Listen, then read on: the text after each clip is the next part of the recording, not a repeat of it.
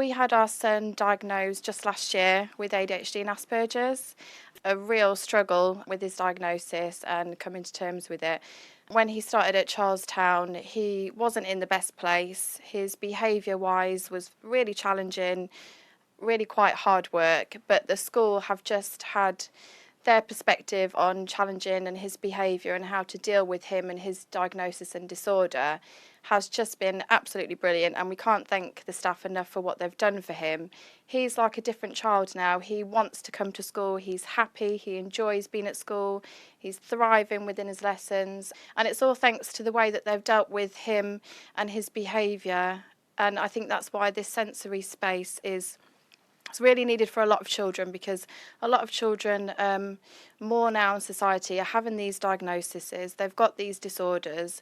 It's not fully recognised within society, people out there that don't fully understand how it affects their behaviour, and for the children at the school to have an area that they can go to when they're feeling, emotionally overwhelmed, or, being in the building's just too much for them, they need that other form of stimulation.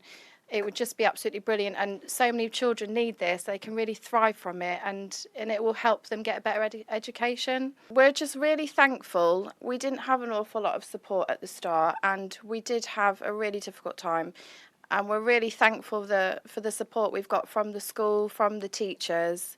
We didn't think we'd see our son happy and wanting to come to school. We're amazed at the improvement that he's made. Honestly, it's changed our lives. It really has. It's a complete weight off the shoulders, and I'm very big on, I work within mental health and social care, so I'm really aware of society and mental health at the moment, and it's a massive thing in society. There's, people that are starting to talk about it, but there's still people that are really struggling on their own.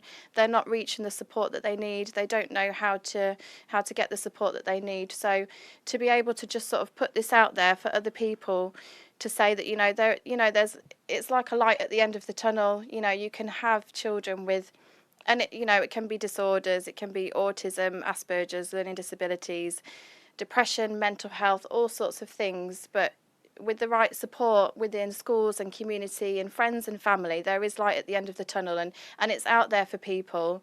It's just not always easy. So it has been life-changing for us. It really has. People need to accept when they're struggling and reach out for help, because it was a long time till we opened up to other people about how much we were really struggling, because as a parent, you don't want to admit that you feel like you're a failure. You feel like you're failing in some way because you've got this child at home that's challenging, behavioural, emotionally. It's really difficult, and you can't help but blame yourself as a parent. So I opened up to a lot of friends, a lot of family. I was very honest.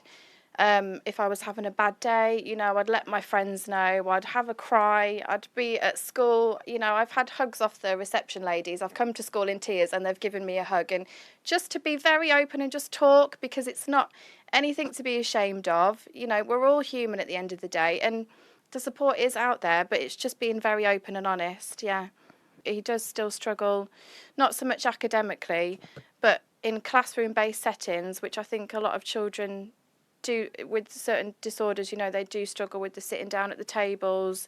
It's a long day. They need those breaks. They need sensory breaks. They need to get up and move around and things. So some aspects do worry me, but he's absolutely amazing. He's very open about his diagnosis. He talks to his friends. He tells his friends. He's not ashamed. If he's having a bad day, he'll say, hang on a minute, I've got ADHD, just give me a minute, and he's very open, and that's how we want him to be, so that it is not just adults but children. They need to realise, and they need to be aware that children are different. There's a lot of stigma with mental health, so hopefully within doing this challenge we can help a lot of other children in the school future that come to the school, and we can just get people maybe talking about these sorts of diagnoses, and just get people sharing and feeling good about life. Some sponsorship forms that we've sort of dotted around the community and at the school and places of work and things like that for cash donations, and we've also got a Just Giving page which is under my name, so it's Danielle Kenna, Kenna, and then that will take you to the